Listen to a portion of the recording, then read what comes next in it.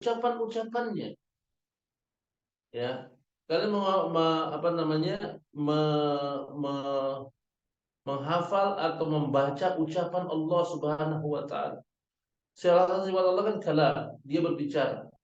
Dan ketika Allah Subhanahu wa taala berbicara, didengar oleh Jibril, lalu Jibril sampai kepada Nabi Muhammad sallallahu alaihi wasallam, lalu Nabi memerintahkan sahabatnya untuk mencatat, menulis. Nah, catatan itulah yang nanti kalian hafal. Bayangkan berarti ketika Anda bicara, ketika antum ngomong bismillahirrahmanirrahim, alhamdulillahirabbil alamin, dengan kata lain, lisan antum dipinjam oleh Allah Subhanahu wa taala untuk bicara.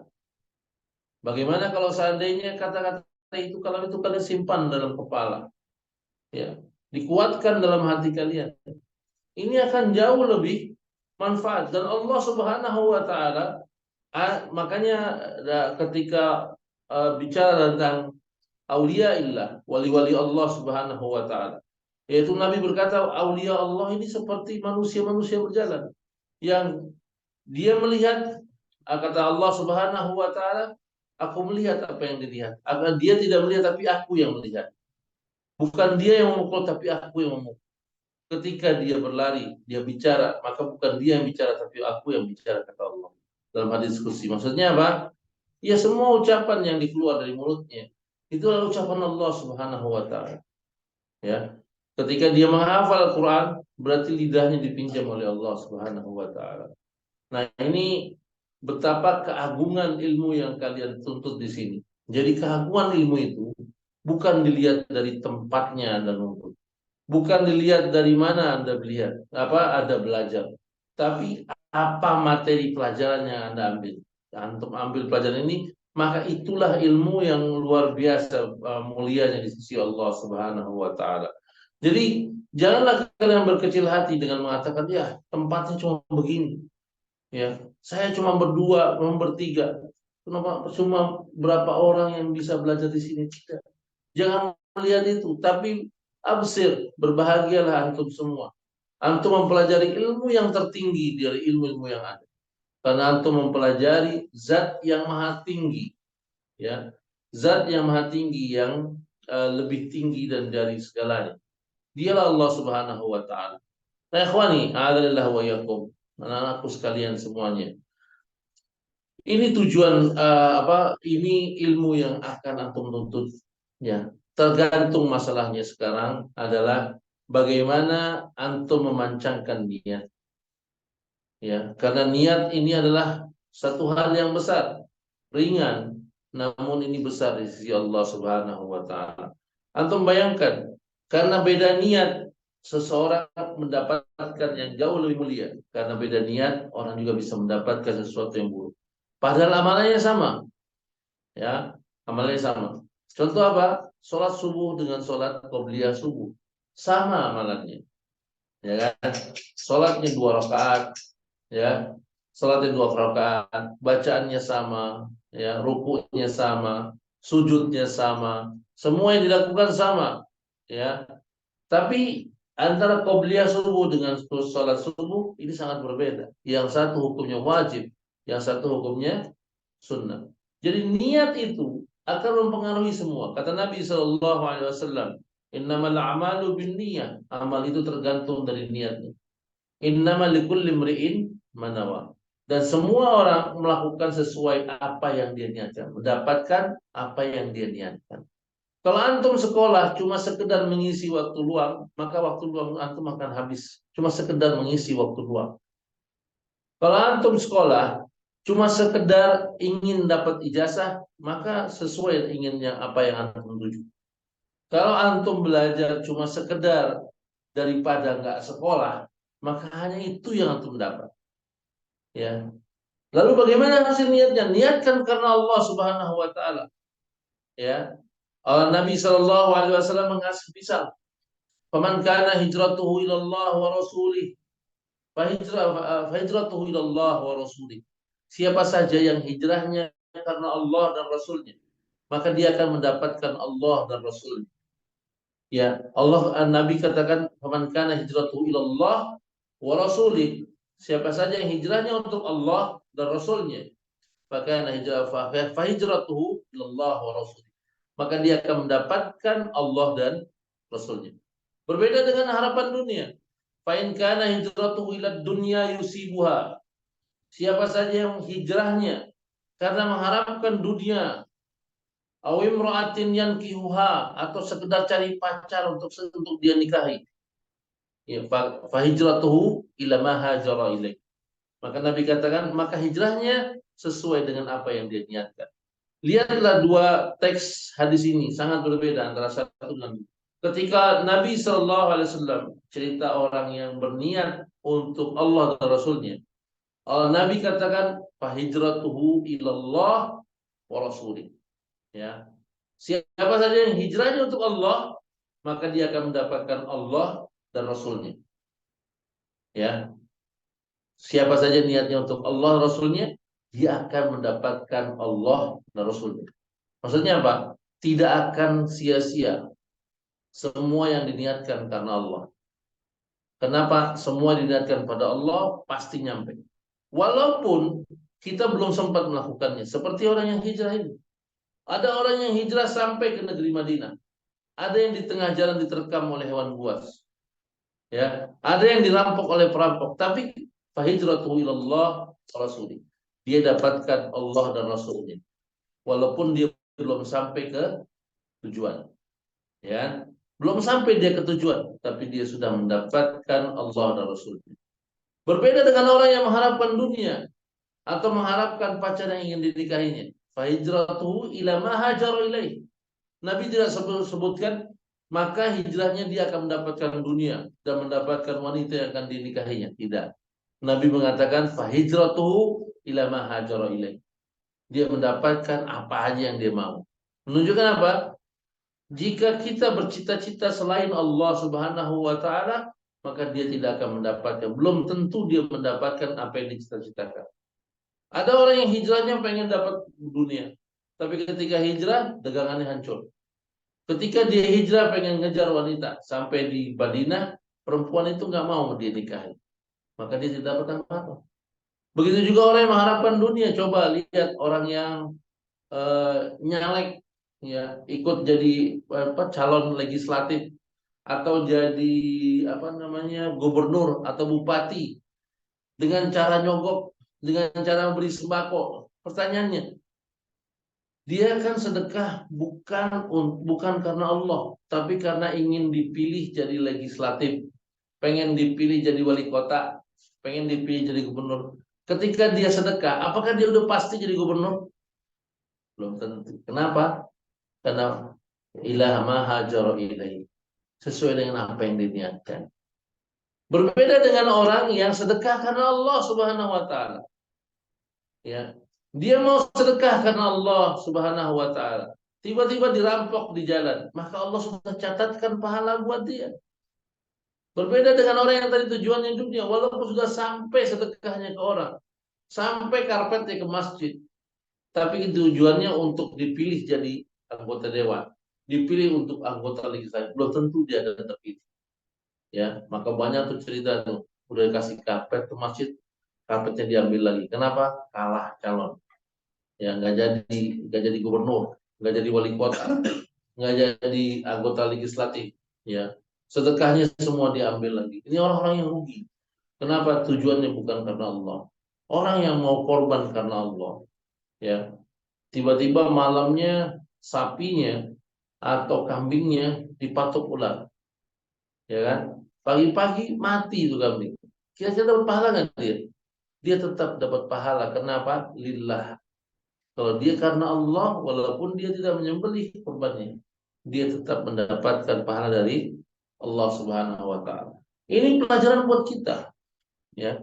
Kalau antum bertujuan sekolah untuk dapat ijazah supaya dapat kerjaan, antum belum tentu dapat kerjaan dari ijazah itu, karena itu tujuan dunia. Tapi manakala antum datang untuk mencari keridhaan Allah, belajar ilmu Allah, belajar Al-Quran, belajar Al-Hadis, ya, dan belajar yang lain karena Allah, maka tiap langkah antum itu akan mendapatkan pahala. Dan selama duduk antum di majelis ini, antum mendapatkan pahala jihad fisabilillah. Ya, kata Abu Darda radhiyallahu taala anhu, dia katakan siapa saja yang menyangka bahwa menuntut ilmu itu bukan jihad, maka orang ini telah rusak akalnya. Karena menuntut ilmu itu adalah jihad. Tadi saya katakan salah tujuan kita, kewajiban kita adalah mendakwahkan ini. Mendakwahkan itu bukan cuma ustaz aja, bukan cuma dai aja, tapi semua kaum muslimin wajib mendakwahkan ilmu. Oh, saya nggak punya ilmu, ya hadiri majelis ilmu. Karena dengan hadirnya ke majelis ilmu, antum telah menghidupkan salah satu kewajiban, yaitu menghidupkan dakwah. Karena kalau jamaah antum bilang, ah saya nggak punya ilmu, saya nggak mau datang. Kalau semua yang nggak punya ilmu nggak datang, apa ustaz mau sendirian ngomong, ya kan? Apa ustaz mau datang gitu, halo halo, saya mau ceramah, nggak ada yang percuma. Ketika ada yang kurang mengerti datang, yang berilmu datang, maka terkumpul dan itu majelis ilmu. Dan ini majelis ilmu, benar-benar majelis ilmu. Kata Nabi Shallallahu Alaihi Wasallam, "Majtama'a qaumun fi baitin min buyutillah, yatadara yaqra'una Qur'ana wa yatadarasuna bainahum." Tidaklah orang-orang yang duduk salah satu rumah di rumah Allah. Kemudian mereka membaca Al-Qur'an. Yatadarasuna bainahum, saling mengajarkan di antara mereka. Illa, kecuali kata Nabi Shallallahu Alaihi Wasallam, haffathumul malaikah, malaikat akan berkumpul di sekitar kita. Berkumpul. Antum nggak lihat aja, nggak lihat kan? Kalau lihat antum lari pasti. Banyak malaikat terkumpul di sini. Malaikat kumpul di sini. Kan dalam hadis riwayat Abu Daud, itu malaikat bertumpukan terus. Saking banyaknya sampai mereka yang paling tinggi itu menyentuh langit. Kita tidak melihat itu. Ya, kenapa? Karena kalau kita dilihatkan itu oleh Allah Subhanahu wa taala, kita akan sibuk lihat betapa banyak malaikat di sekitar kita. Dia menumpuk terus sampai ke atas langit, sampai menyentuh langit dunia. Dan malaikat Allah juga banyak amat. Ya, malaikat Allah sangat banyak. Langit yang luas saja, ya.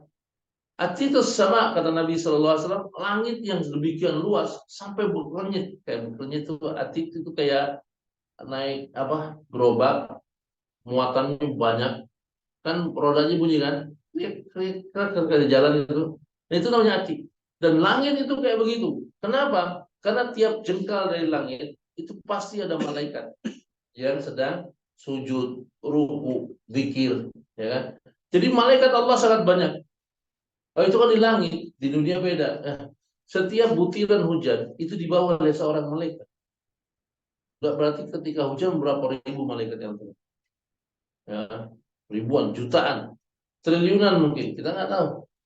Ya, dan sangat sangat mudah bagi Allah Subhanahu Wa Taala. Ketika orang menuntut ilmu, para malaikat berkumpul di sekitarnya. Haffathumul malaika, mereka dikurung oleh malaikat di sekitarnya. Malaikat semua berkumpul ini.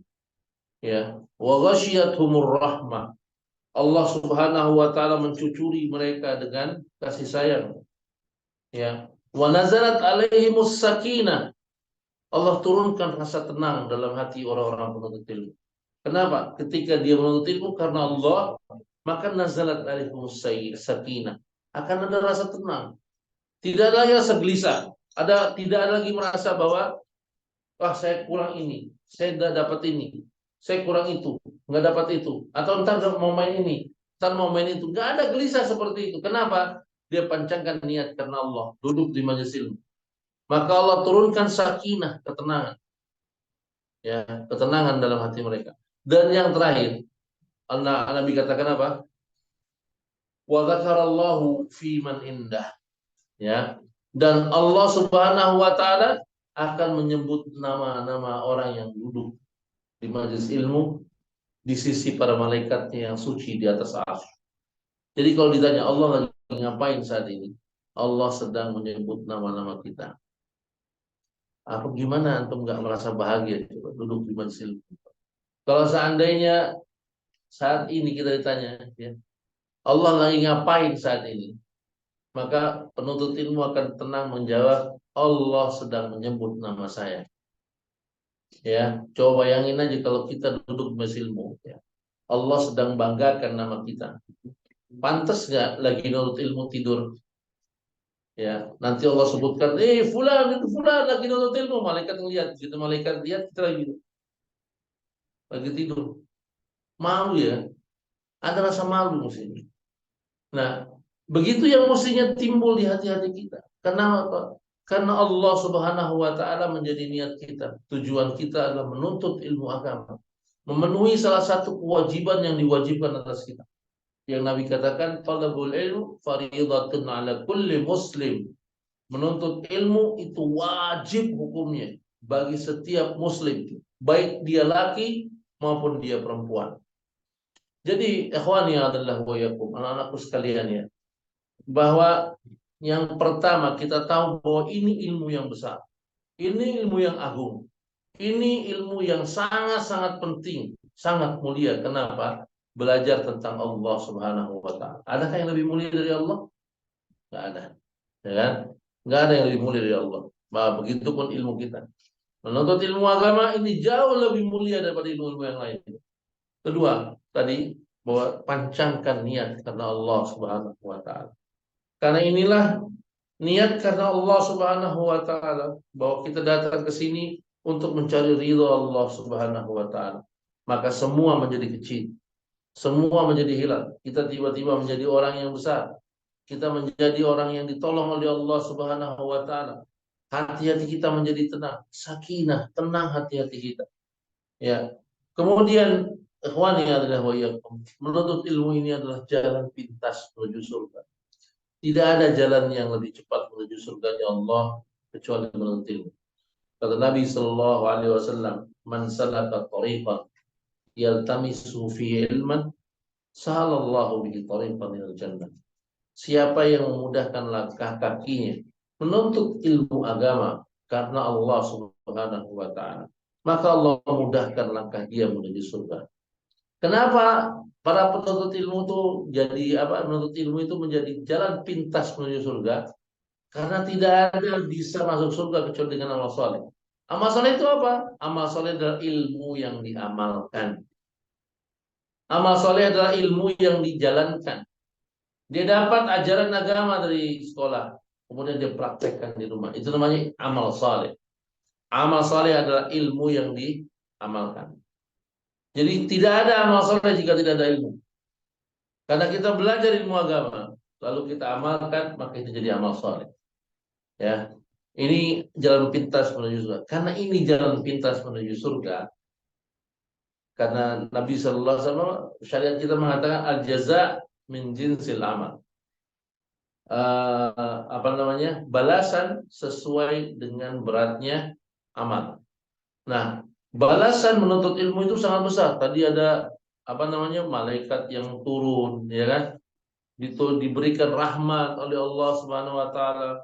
Kemudian disebut-sebut namanya oleh Allah Subhanahu wa taala, ya kan? Ini besar ganjarannya. Karena besar ganjarannya, maka amalannya juga menjadi berat, bukan jadi ringan. Ya. Di mana beratnya menuntut ilmu? Itu tadi pertama, meluruskan niatnya.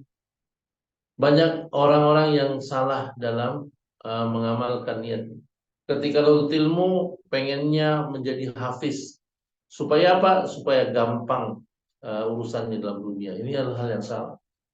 Ya, mestinya dia menjadi hafiz atau hafidhah, menjadi penghafal Quran, itu bukan tujuan supaya gampang urusan dunianya, tapi supaya Allah ridho, supaya Allah senang, bukan untuk gampang urusan dunianya. Kenapa? Karena apa hubungannya menghafal Quran dengan dunia? Tidak ada yang bisa diraih dari penghafal Quran dari urusan dunianya apa? Mau jadi imam, nggak segampang apa yang antum bayangkan. Mau jadi khotib, nggak semudah apa yang antum harapkan. Enggak. Jadi khotib itu susah. Jadi imam itu repot. Paling banter, ya banyak urusan pondok, cuma sekedar jadi marbot masjid, tukang azan. Ya. Lalu apa yang antum harapkan dari pekerjaan dunia orang yang kayak begini? Tidak ada. Tapi kemanakala antum mengharapkan karena Allah Subhanahu wa taala, maka Allah pemilik alam semesta ini. Dia memudahkan urusan antum manakala antum mau mengharapkan keridhaan.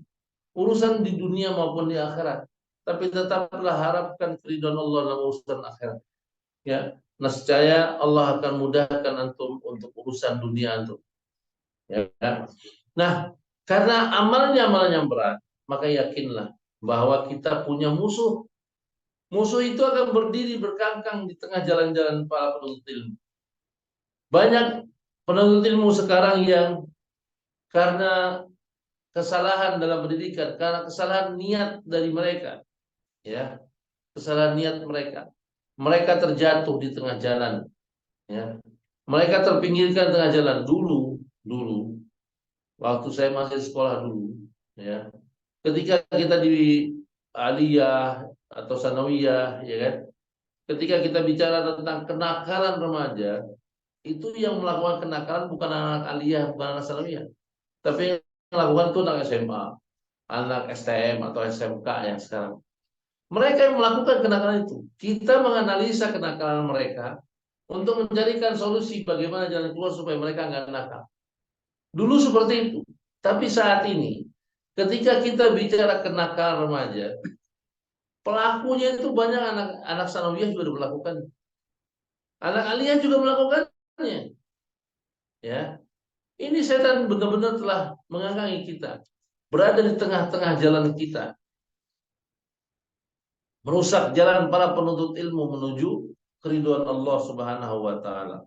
Banyak sekali jaring-jaring atau jebakan-jebakan yang dibuat oleh syaitan sehingga kita akan merasakan kesulitan untuk menuju ilmu yang baik. Ya. Di samping yang utama karena kita hidup di zaman yang demikian sangat-sangat sulit untuk menjadi orang soleh. Ya, yang Nabi Shallallahu Alaihi Wasallam pernah berkata bahwa akan datang bagi kalian para pemegang ilmu, orang-orang yang berada di atas kebenaran, itu bagaikan orang-orang yang memegang api, bara api, ya, yang ketika dia pegang bara api itu dengan kuat, maka akan hangus dan terbakar tangannya. Tapi manakala dia lepaskan itu, maka dia akan jauh tertinggal, dia akan tersesat, dia akan tersimpang dari jalan yang Allah inginkan. Dia akan jauh dari apa yang dia harapkan. Itu jalan ini betul-betul syaitan terpengaruh kita di semua tempat. Yang saya bilang tadi bahwa dulu ketika kita bicara kenakalan remaja, itu jauh dari pondok pesantren. Kita lihat anak-anak yang di luar, anak-anak SMP, anak-anak SMA, ya kan? Pelakunya mereka yang menganalisa orang pondok pesantren atau SMA apa? Yang menganalisa